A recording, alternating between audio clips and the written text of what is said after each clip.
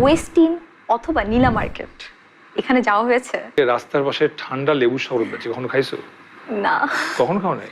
আমার তুমি কাছে নীলা মার্কেটে গেছো, ওয়েস্টিনে না, গেছো, আমি তো যাইনি। ঠান্ডা লেবু শরবত খাও নাই? দর্শক জানতে চায় আপনি কি গিয়েছেন কিনা। আচ্ছা, আপনি একটা জনপ্রিয় নাটকে ছিলেন ব্যাচেলার পয়েন্ট, সেইটাতে এখন নাই কেন? ব্যাচেলর পয়েন্টের প্রোডিউসার যে ছিল ওনার আসলে কিছু ইস্যুস হচ্ছিল মনে হয় আমার সঙ্গে। আচ্ছা, আপনি তো অনেক জায়গায় ঘুরতে চান, রাইট? হ্যাঁ। সো ওয়েস্টিন অথবা নীলা মার্কেট এখানে যাওয়া হয়েছে? কোথায় এগুলা? আপনার কাছে আমার কোশ্চেন, কোথায় এগুলা যাওয়া হয়েছে? না, যাওয়া হয়নি। কেন বলছেন না? কেন? নীলা মার্কেটে যাওয়া হয়নি? শুটিং করি আমরা ওখানে প্রায়। কখনো সেখানকার হাঁস খাওয়া হয়েছে?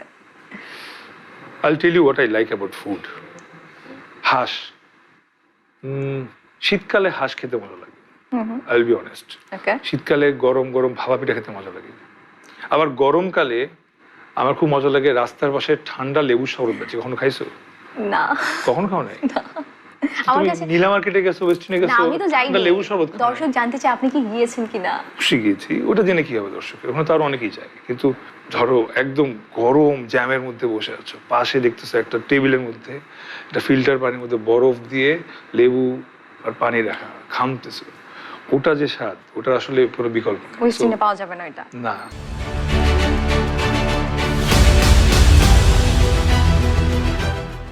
তারপর যেমন বৃষ্টির দিন আমি আই লাভ খিচুড়ি, গরু মাংস। আচ্ছা, আপনি অনেক সুন্দর করে না কোশ্চেনের অ্যানসার কে না ঘুরায় ফেলতে পারছেন। আপনি কি জানেন আপনি অনেক স্মার্ট? এটা ডেফিনেটলি কোশ্চেন ঘুরাচ্ছি। হ্যাঁ, আপনি অ্যানসারটা ঘুরিয়ে অন্য জায়গায় নিয়ে যাচ্ছেন যেন দর্শক নাই জানতে পারে যে ওইখানকার এক্সপেরিয়েন্স কি ছিল আপনার। ওখানে শুটিং করি আমরা, এই তো। এছাড়া কোনোদিন আমার নীলা মার্কেট যাওয়া হয়নি। আচ্ছা, এখনো কি মার হাতে রান্না খাওয়া হয়? একদম। ওকে।